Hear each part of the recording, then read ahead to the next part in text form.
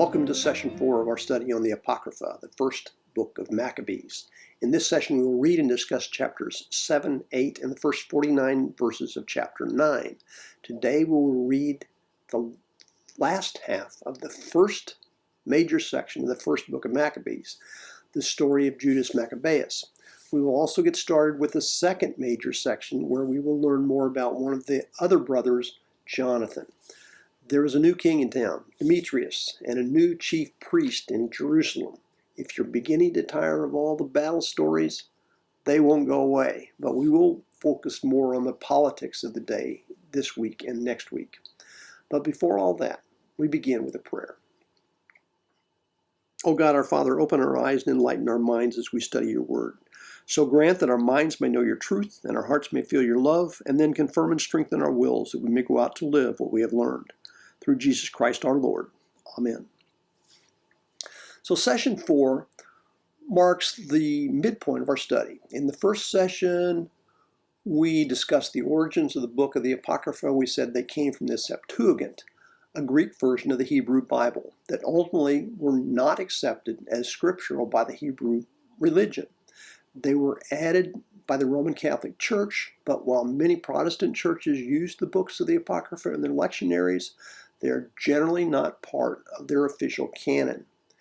In the introduction to the book, we were given some historical background on the Seleucid Empire and their dominance over Judea. We introduced the tyrant Antiochus for Epiphanes and Matthias, the patriarch of the Maccabean family. On his deathbed, Matthias commissioned his son Judas Maccabeus as commander of the revolutionary army and his son Simon as chief counselor.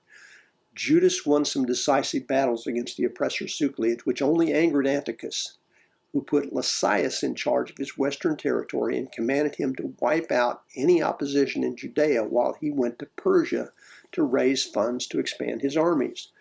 Judas cleansed and rededicated the temple in Jerusalem after it had been defiled by the Seleucids. Antiochus died without ever returning to the western part of his empire. But on his deathbed, he set up a vicious rivalry between Philip, who ruled the eastern part of the empire, and Lysias, the guardian of his son, in the west. Lysias, with a 100,000-man army, trapped Judas and his followers and placed them under siege, where they seemed likely to die of starvation. But hearing that Philip was on his way to Antioch, the western capital of the empire, he managed a truce with Judas and hurried back to Antioch to face his rival for the throne.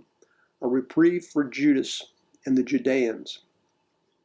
Chapter 7 takes up where we left off at the end of chapter 6, and chapter 9 follows easily from chapter 7. Chapter 8, on the other hand, seems to be somewhat of an interloper. It is, however, an essential part of the author's narrative. By the time First Maccabees came to be written, Rome was the preeminent power in the eastern Mediterranean and could not be ignored. While chapter 8 may not seem to be very important in its home between chapter 7 and chapter 9, it does fit here chronologically, even though its impact may not be seen until much later in the narrative. We're going to leave chapter 8 where it is. So we begin chapter 7, verses 1 through 4.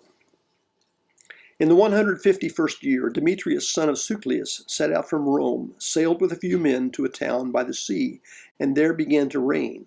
As he was entering the royal palace of his ancestors, the army seized Antiochus and Lysias to bring them to him. But when this act became known to him, he said, "Do not let me see their faces." So the army killed them, and Demetrius took his seat on the throne of his kingdom. So you ask, who is Demetrius and where did he come from all of a sudden? We have to back up a few years. In 188, Antiochus III and the Seleucid Empire lost a war with the Romans, and under the terms of the Treaty of Ampama, were obligated to send as a hostage to Rome the son of the reigning king. Antiochus sent his younger son, Antiochus IV, as the hostage. When Antiochus III died, a year later, his older son Seleucus IV Philopator became king. He sent his elder son, Demetrius, who was 9 years old at the time, to Rome in exchange for Antiochus IV under the terms of the treaty. 13 years later, in 175, Suclius died while his son Demetrius, still fairly young, was a hostage in Rome.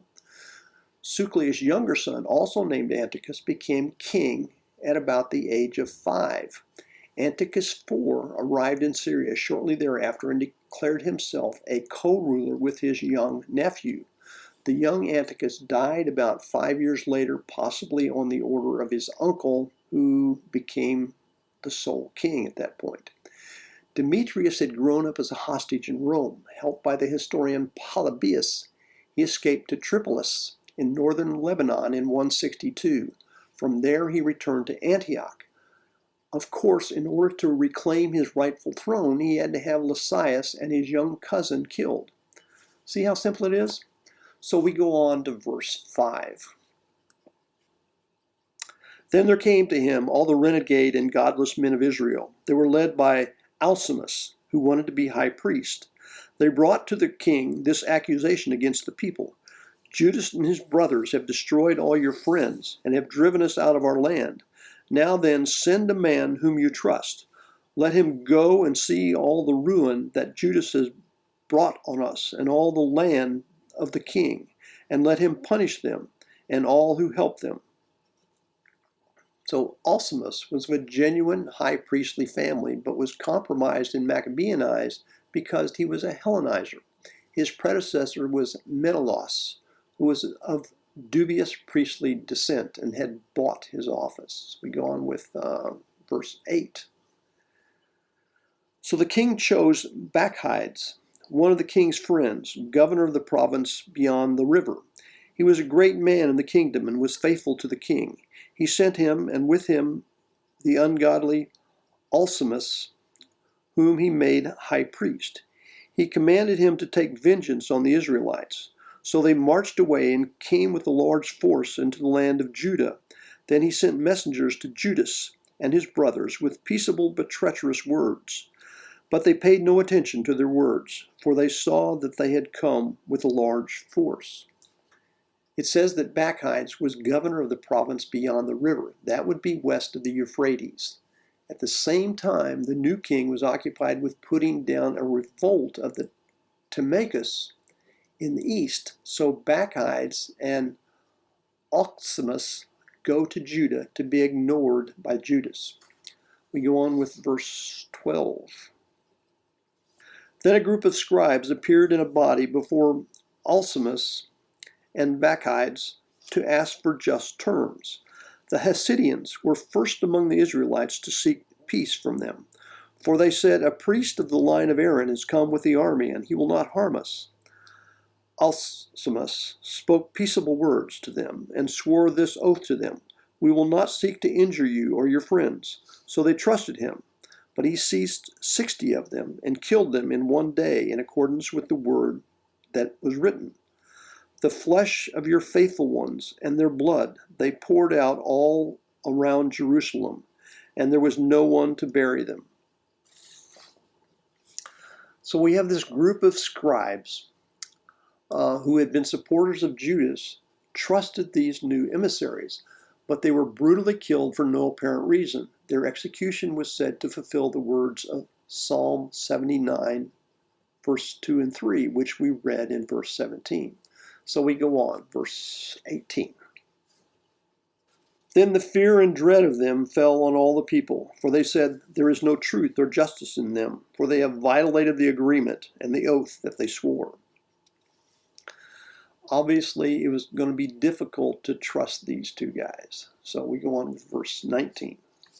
Then Bacchides withdrew from Jerusalem and encamped in Beth-Zaeth. And he sent and seized many of the men who had deserted to him, and some of the people had killed them and threw them into a great pit.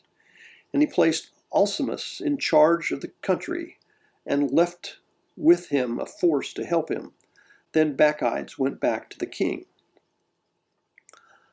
Alcimus struggled to maintain his high priesthood, and all who were troubling their people joined him. They gained control of the land of Judah and did great damage in Israel. And Judas saw all the wrongs that Alcimus and those who with him had done among the Israelites. It was more than the Gentiles had done. So Judas went out into all the surrounding parts of Judea, taking vengeance on those who had deserted and preventing those in the city from going out into the country. When Alcimus saw that Judas and those with him had grown strong and realized that he could not withstand them, he returned to the king and brought malicious charges against them. It appears that Bacchides intended to install Alcimus as a political ruler in Judea as earlier priests had been, and while Alcimus seemed to have some success, Judas was still strong enough to carry out guerrilla actions and prevent Alcimus from really controlling Judea. So Alcimus went back to Demetrius and accused Judas of more terrible things. We go on with verse 26. Then the king sent Nicanor, one of his honored princes, who hated and detested Israel, and he commanded him to destroy the people. So Nicanor came to Jerusalem with a large force and treacherously sent to Judas and his brothers this peaceable message: "Let there be no fighting between you and me. I shall come with a few men to see you face to face in peace." So this could be the same Nicanor we heard about back in chapter 3. His mission was to prop up Alcimus and diffuse the threat from Judas. So his first proposes a peaceable meeting. We go to verses 29 through 32. So he came to Judas, and they greeted one another peaceably. But the enemy were preparing to kidnap Judas. It became known to Judas that Nicanor had come to him with a treacherous intent, and he was afraid of him. He would not meet him again. When Nicanor learned that his plan had been disclosed, he went out to meet Judas in battle near Kafar Salama. About 500 of the army of Nicanor fell, and the rest fled into the city of David. His ploy to capture Judas had failed, so Nicanor went to battle against Judas. He lost about 500 soldiers in the battle, then ran off to the citadel in Jerusalem. Verses 33 through 38. After these events, Nicanor went up to Mount Zion. Some of the priests from the sanctuary and some of the elders of the people came out to meet him peaceably and to show him the burnt offering that was being offered for the king. But he mocked them and derided them and defiled them and spoke arrogantly. And in anger he swore this oath: "Unless Judas and his army are delivered into my hands this time, then if I return safely, I will burn up this house." And he went out in great anger. At this the priest went in and stood before the altar in the temple. And they wept and said, "You chose this house to be called by your name, and to be for your people a house of prayer and supplication. Take vengeance on this man and on his army, and let them fall by the sword. Remember their blasphemies, and let them live no longer." So Nicanor demanded the surrender of Judas on pain of burning down the temple and replacing it with a temple to Dionysus. He insulted the priests who were loyal to Alcimus. He spit on them, rendering them ritually unclean for temple service. Their prayer in verse 37 and 38 is similar to that of Solomon in 1 Kings 8. Now we go on, verse 39. Now Nicanor went out from Jerusalem and encamped in Beth Horon, and the Syrian army joined him. Judas encamped in Adasa with 3,000 men. Then Judas prayed and said, "When the messengers from the king spoke blasphemy, your angel went out and struck down 185,000 of the Assyrians. So also crush this army before us today. Let the rest learn that Nicanor has spoken wickedly against the sanctuary, and judge him according to this wickedness."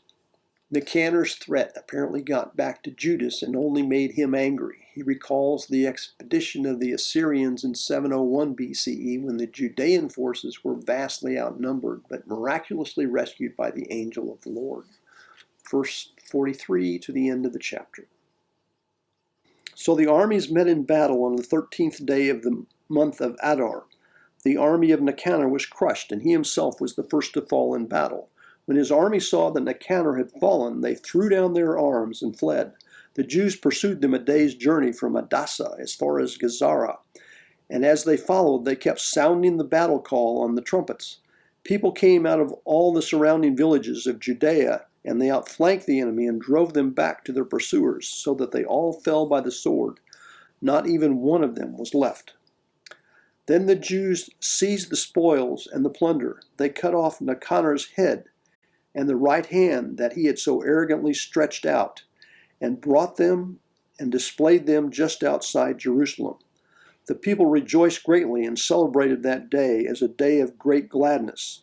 They decreed that this day should be celebrated each year on the 13th day of Adar. So the land of Judah had rest for a few days. After soundly defeating Nicanor's army, they cut off his head and arm. Originally a Persian punishment, this was interpreted by the Jews as a just punishment for his threats against the temple. In the first century, Nicanor Day was celebrated as a Jewish holiday, but it was eventually dropped from the calendar. Now we start with chapter 8. As we have said previously, this feels a little bit like it has been inserted in the narrative at an odd point. The story here is important, and it belongs somewhere in the story of the Maccabees, but it doesn't relate directly to the narrative that we just read in chapter 7 or to the narrative in the first part of chapter 9. So we start with chapter 8, verse 1 through 4. Now Judas heard of the fame of the Romans, that they were very strong and well disposed toward all who had made an alliance with them, that they pledged friendship to those who came to them, and that they were very strong. He had been told of their wars and of the brave deeds that they were doing among the Gauls, and how they had defeated them and forced them to pay tribute, and what they had done in the land of Spain to get control of the silver and gold mines there, and how they had gained control over the whole region by their planning and patience, even though the place was far distant from them. They also subdued the kings who came against them from the ends of the earth, until they crushed them and inflicted great disaster on them. The rest paid them tribute every year. So this is a kind of eulogy of the Romans. We have here a list of Rome's achievements and presents Rome as an ally against the Sucleans. We go on with more praise of Rome, verses 5 through 11. They had crushed in battle and conquered Philip, the king of Persis, of the Macedonians, and the others who rose up against them. They also had defeated Antiochus the Great, king of Asia, who went to fight against them with 120 elephants, with cavalry and chariots and a very large army. He was crushed by them. They took him alive and decreed that he and those who would reign after him should pay a heavy tribute and give hostages and surrender some of their best provinces, the countries of India, Media, and Lydia. These they took from him and gave to King Eumenes. The Greeks planned to come and destroy them, but this became known to them, and they sent a general against the Greeks and attacked them. Many of them were wounded and fell, and the Romans took captive their wives and children. They plundered them, conquered the land, tore down their strongholds, and enslaved them to this day. The remaining kingdoms and islands, as many as ever opposed him, they destroyed and enslaved. So all this is not totally accurate. But taken as a whole, Rome was quite powerful during this era and defeated other nations in wars. For example, Antiochus the Great likely had 54, not 120 elephants, but he did have elephants. Asia Minor, including Lydia, but not India and Media, were transferred to King Eumenes of Pergamum. So we go with verse 12 through 16. But with their friends and those who rely on them, they have kept friendship. They have subdued kings far and near. As many have heard of their fame and have feared them, those whom they wish to help and to make kings, they make kings, and those whom they wish to depose, and they have been greatly exalted. Yet for all this, not one of them has put on a crown or worn purple as a mark of pride. But they have built for themselves a senate chamber, and every day 320 senators constantly deliberate concerning the people, to govern them as well. They trust one man each year to rule over them and to control all their land. They all heed the one man, and there is no envy or jealousy among them. So verse 14 talks about Romans not wearing crowns or purple. At this time, Rome was a republic and banned kingships and all its trappings. Magistrates in Rome did wear togas with a purple hem. The Roman Senate numbered 300, not 320, and they didn't meet every day. They elected 2 consuls each year who served as rulers for a single year. So the author of First Maccabees was close, but he didn't quite get all of the details right. We go on to verse 17. So Judas chose Epolymus, son of John, son of Achos, and Jason, son of Eleazar, and sent them to Rome to establish friendship with an alliance, and to free themselves from the yoke, for they saw that the kingdom of the Greeks was enslaving Israel completely. They went to Rome, a very long journey, and they entered the Senate chamber and spoke as follows: Judas, who is called Maccabeus, and his brothers, and the people of the Jews have sent us to you to establish alliance and peace with you, so that we may be enrolled as your allies and friends. The proposal pleased them, and this is the copy of the letter that they wrote in reply on bronze tablets and sent to Jerusalem to remain with them there as a memorial of peace and alliance. So Judas sent a delegation to speak before the Roman Senate. He was aiming high here. Judea was not even an independent state, but subject to the Seleucid king. Yet he was asking for an alliance with Rome. They said it was a long journey, probably over a month by sea. It was probably undertaken in 161 BCE and was clearly after Demetrius had solidified his position as king. We go on and read the letter given to the delegation by the Roman Senate. May all go well with the Romans and with the nation of the Jews at sea and on land forever, and may sword and enemy be far from them. If war comes first to Rome or to any of their allies in their dominion, the nation of the Jews shall act as their allies wholeheartedly, as the occasion may indicate to them.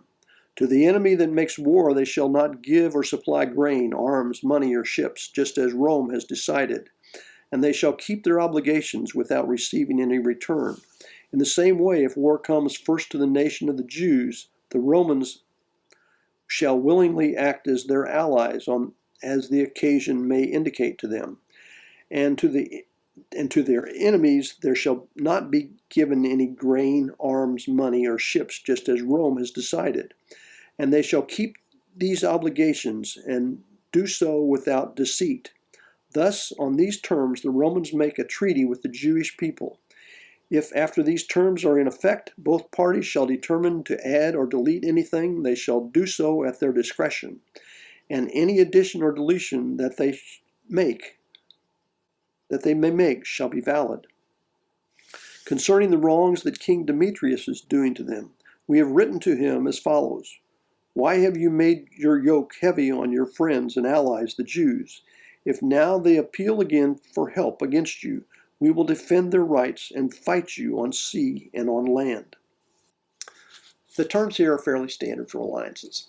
Mutual assistance in case of foreign aggression. There is a prohibition of support for enemies.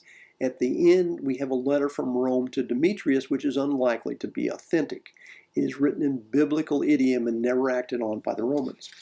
In any event, nothing much came of this alliance until Simon came to power in Judea years later. So we can store this away and come back to it toward the end of the First Book of Maccabees. It certainly didn't hurt Judas' position to have an alliance with Rome, even knowing that Rome wasn't likely to do anything until it was in Rome's best interest. We go on to chapter 9. After concluding this insertion of the mission to Rome, our narrative continues where we left off with chapter 7, verse 50, with Judas still facing his enemies, Demetrius and his enforcers, Bacchides and Alcimus. The first major section of the book, the narrative of Judas Maccabeus, concludes with verse 22 of chapter 9. We read now verses 1 through 5. When Demetrius heard that Nicanor and his army had fallen in battle, he sent Bacchides and Alcimus into the land of Judah a second time, and with them the right wing of the army. They went by the road that leads to Gilgal and encamped against Mesaloth in Arbela, and they took it and killed many people. In the first month of the 152nd year, they encamped against Jerusalem. Then they marched off and went to Bera with 20,000 foot soldiers and 2,000 cavalry.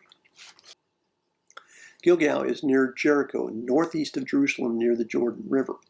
The year is likely 161. Berea is in verse 4, possibly refers to El Bera, which was 10 miles north of Jerusalem.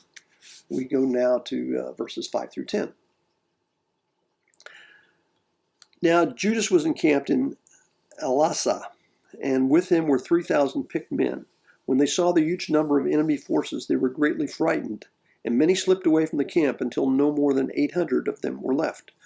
When Judas saw that his army had slipped away and the battle was imminent, he was crushed in spirit, for he had no time to assemble them. He became faint, but he said to those who were left, "Let us get up and go against our enemies. We may have the strength to fight them." But they tried to dissuade him, saying, "We do not have the strength. Let us rather save our own lives now, and let us come back with our kindred and fight them. We are too few." But Judas said, "Far be it from us to do such a thing as to flee from them. If our time has come, let us die bravely for our kindred, and leave no cause to question our honor." Elisa, where Judas camped, was about 6/10 of a mile from the Sucleid camp in El Berah. So this whole campaign is to take place in the hill country just north of Jerusalem. Wide-scale desertions have reduced Judah's army from 3,000 down to about 800. It's beginning to look hopeless. We go on with verses 11 through 13. Then the army of Bacchides marched out from the camp and took its stand for the encounter. The cavalry was divided into 2 companies, and the slingers and the archers went ahead of the army, as did all the chief warriors. Bacchides was on the right wing, flanked by the 2 companies, and the phalanxes advanced to the sound of trumpets. And the men with Judas also blew their trumpets. The earth was shaken by the noise of the armies, and the battle raged from morning until evening. So the phalanxes are infantry carrying spears and shields. There are also the archers and slingers that we said went out ahead. The slingers are the ones who sling stones. We go on verses 14 through 21. Judas saw that Bacchides and the strength of his army were on the right. Then all the stout-hearted men went with him, and they crushed the right wing, and he pursued them as far as Mount Azotus. When those on the right wing saw that the right wing was crushed, they turned and followed close behind Judas and his men. The battle became desperate, and many on both sides were wounded and fell. Judas also fell, and the rest fled. Then Jonathan and Simon took their brother Judas and buried him in the tomb of their ancestors at Modin, and they wept for him. All Israel made great lamentation for him. They mourned many days and said, "How is the mighty fallen, the Savior of Israel?" Judas' plan was to make a run at Bacchides himself and the right wing of his army.